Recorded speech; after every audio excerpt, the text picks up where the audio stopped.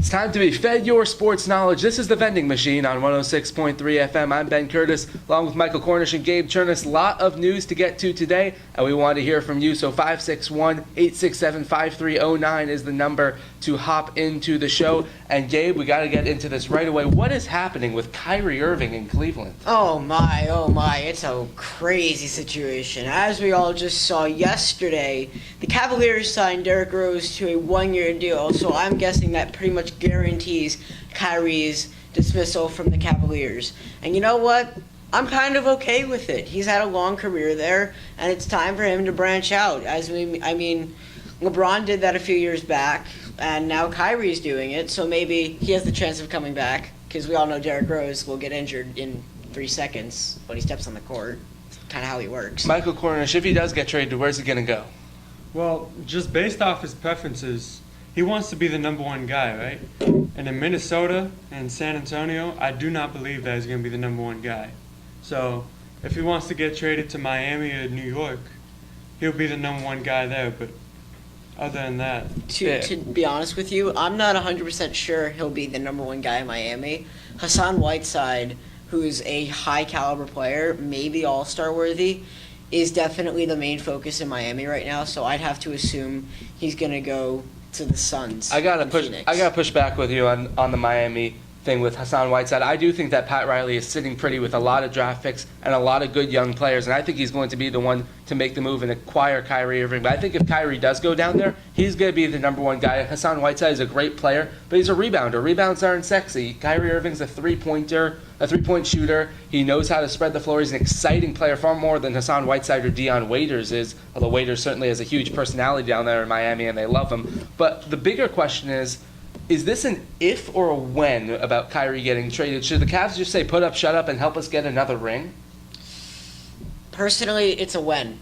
It's a when he's going to get traded. It's only a matter of time. Like, as I said earlier, they already signed Rose, and that's kind of the last nail in the coffin. That's him being pushed away. That's the final hurrah. Michael, what do you think?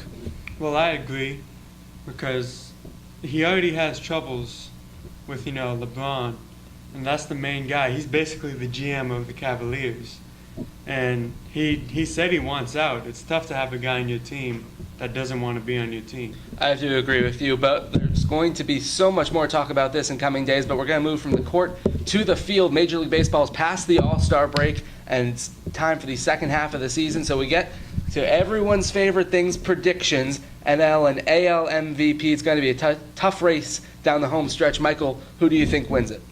The AL MVP, for me, has to be Aaron Judge. I mean, he's putting up crazy stats.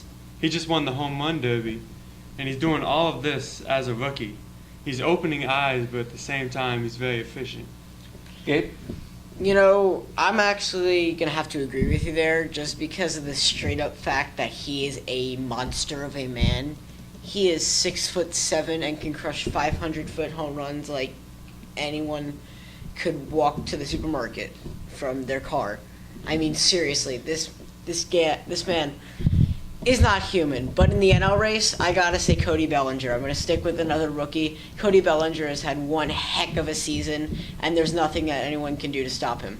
In the AL, I think it's going to be really, really tight between Aaron Judge, as you mentioned. He's been phenomenal in a tight market, and Jose Altuve, who's put up phenomenal numbers. I think he's the best hitter in the game right now, pure hitter. In the NL, it's really tough. I think Bryce Harper is the best. Cody Bellinger seems to be the Dodgers rookie sensation du jour. They have that every year. A couple of years ago, it was Seager and other guys that just keep coming out of this Dodgers system.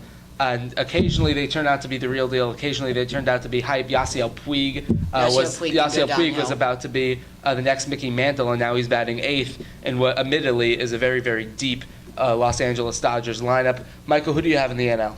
I would have to agree with you in saying Bryce Harper. I mean, Bellinger, his team, the Dodgers, they're the best team in the league, I think, right now. And, Bryce Harper has a lot less to work with, and he's still getting the job done. So. Closing statements? So much to talk about. We're going to have to actually send it to commercial, but we will be right back. This is the Vending Machine on 106.3 FM.